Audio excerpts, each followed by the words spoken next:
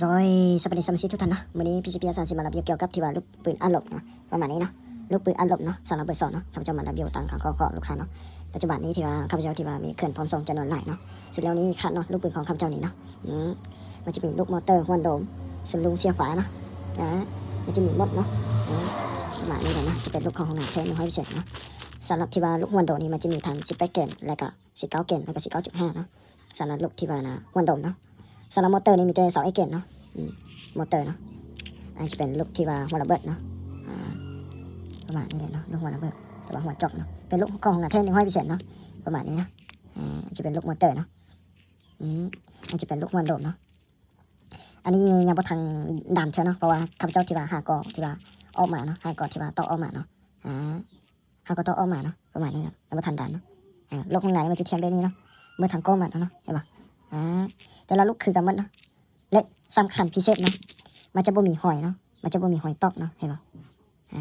จะเทียมแบบนี้เลยเนาะเห็นป่ะ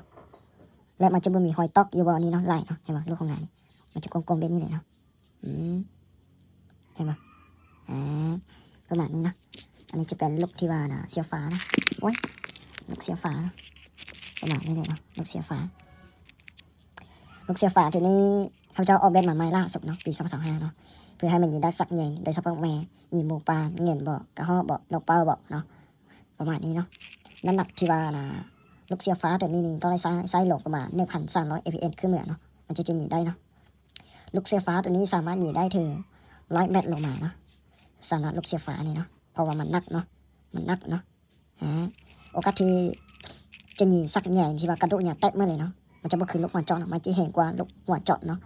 แต่มันจะบ่ยิงได้ไกลคือลูกหัวเจาะลูกเสียฟ้านี่เนาะประมาณนี้เนาะผู้ใดอยากยิงสักใหญ่โดยเฉพาะนี่สร้างตัวนี้เลยเนาะสำหรับลูกเสียฟ้านี่เนาะเสียฟ้านี่ความไม่ย่านนี่ที่ว่าบ่ได้ไกลแต่ว่าโอกาสที่ว่าจะยิงตายนี่สูงเนาะโอกาสที่จะยิงตายนี่สูงเพราะว่าเวลายิงเข้าไปนี่มันจะสักใหญ่นี่มันจะเปิดกว้างเลยเนาะสำหรับหูนี่เนาะหูมันจะเปิดกว้างเลยเนาะประมาณนี้เนาะลูกเสียฟ้านี่เนาะมันจะบ่คือลูกหัวโดดหรือว่ามอเตอร์อย่างต่างๆตัวนี้มันจะเปิดกว้างกว่าลูกหัวเจาะเนาะลูกหัวเจาะนี่มันจะเห็นมันจะยิงได้ไกลกว่าเนาะลูกหัวเจาะนี่เนาะข้อดีข้อมันนี่เนาะประมาณนี้เนาะเมื่อกี้ตกใส่เนาะลูกนี้นะเอานะประมาณนี้นะสลัดยิงได้ให้ผลที่ลูกสลุงหรือว่าลูกสลัดนี่มันจะยิงได้ไกลกว่าแต่ว่าหูมันจะยิงเข้านี่บนใหญ่ทอลูกเสียฟ้าตัวนี้เนาะ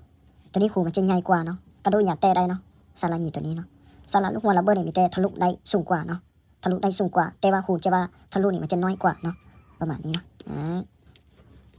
ที่ว่าข้าพเจ้ามารับอยู่ตามของลูกค้าเลยเนาะใครสนใจสามารถทักหา PCP อาสานี้ได้เนาะ9186 709เนาะเบอร์แอดและเบอร์โทรแต่เลขกระดาษไวเบอร์ซาโลไม่เบอร์เดียวนี้เนาะข้าพเจ้าใส่เนาะข้าพเจ้าใส่ที่ว่าใส่ได้หลายปีเลยเนาะสำหรับที่ว่าเบอร์ตัวนี้เนาะประมาณนี้เลยเนาะปัจจุบันนี้มีเครื่องพร้อมส่งทั่วประเทศลาวและเวียดนามเนาะประมาณนี้เนาะใครอยากได้สนใจไม่ได้สามารถโทรหาได้เนาะสำหรับรายของมาถามว่าท่านเจ้าลูกปืนใครไปกัดกันหนึ่งเท่าไหร่เนาะข้าพเจ้าบ่ได้ใครไปกับเนาะ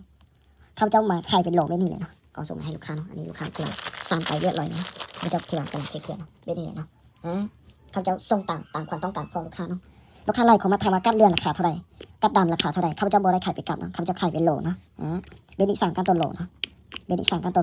ประมาณนี้เนาะสำหรับลูกปืนนี้เนาะอันนี้จะเป็นลูกมอเตอร์เนาะข้าพเจ้ามักสุดเนาะลูกมอเตอร์นี่เนาะลูกมอเตอร์นี่สามารถบอกคนได้ที่ว่า138โลมาเนาะตัวนี้เนาะสำหรับลูกมอเตอร์นี่สำหรับหัวโดนี้ข้าพเจ้าให้ประกันถึงความเป็นญาณนี่ที่ว่าความเป็นญาณที่ว่าข้าพเจ้าให้ประกันที่ว่า100 เมตรลงมาเนาะสำหรับที่ว่า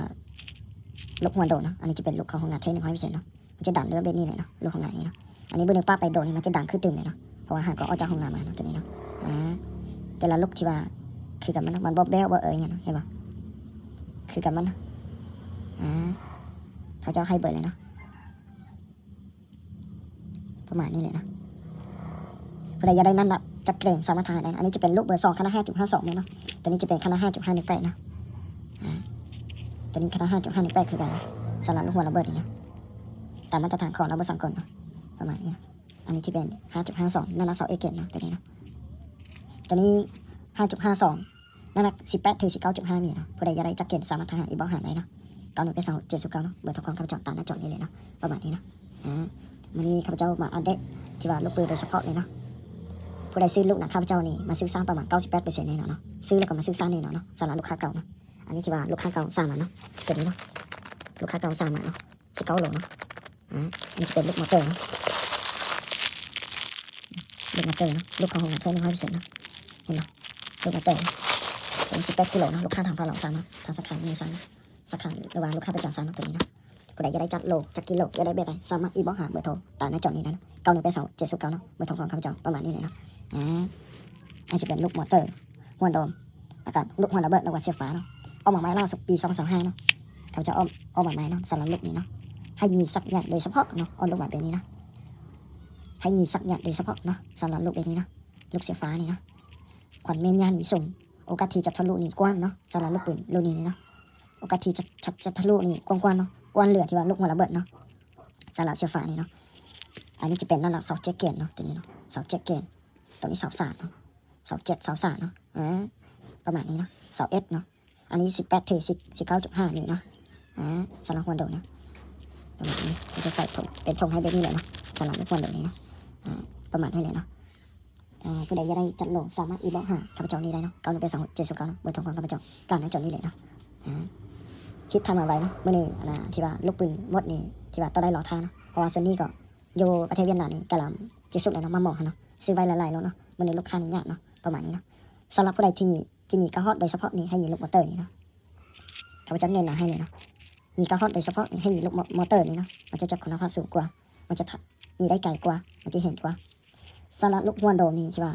18 ถึง 19.5 นี่โอกาสที่จะหนีกระหอดนี่ที่ว่าตายนี่ตายเลือดตายนี่ตายแต่ว่าบางบ้าพลาดเนาะส่วนลายพัดไหลเนาะถ้าผู้ใดบ่ฮู้หนีหัวเนาะสำหรับลูกมอเตอร์นี่มันจะเป็นที่ว่าเป็นหัวเลยเนาะนี่แล้วก็ตายนี่เนาะนี่ทางไกลปลาได้เนาะแต่นี้ข้าพเจ้าเคยออนไลน์เนาะอันนี้เมื่อกี้ตกใส่เนาะประมาณนี้เลยนะข้าพเจ้าหนีไกลปลาได้หมดเนาะตัวนี้เนาะหนีทางไกลปลาหนีทางเงียนได้หมดเนาะสำหรับลูกมอเตอร์นี่เนาะนั่นละเสาเอเกนนะอันนั้นละนี่ข้าพเจ้าที่ว่าแน่นลูกมอเตอร์เนาะเพราะว่าข้าพเจ้ามักลูกมอเตอร์หลายกว่าเนาะแต่ว่าแต่ละคนที่ว่าออนไลน์มันคือกันเนาะข้าพเจ้าเข้าปลานี่ที่ว่าลูกมอเตอร์นี่หลายกว่าเนาะใส่ลูกมอเตอร์นี่หลายกว่าประมาณนี้นะเป็นลูกของงานเทคนิค100%เนาะถ้าว่ายันหนีผู้ใดยันหนีสั้นยันเลยคนนี่เอาลูกที่ว่าเชียวฟ้านี่เลยเนาะมันจะทะลุใหญ่ทะลุเห็นกว่าเนาะเห็นกว่าลูกที่ว่าหัวระเบิดนี่เนาะประมาณนี้เลยนะ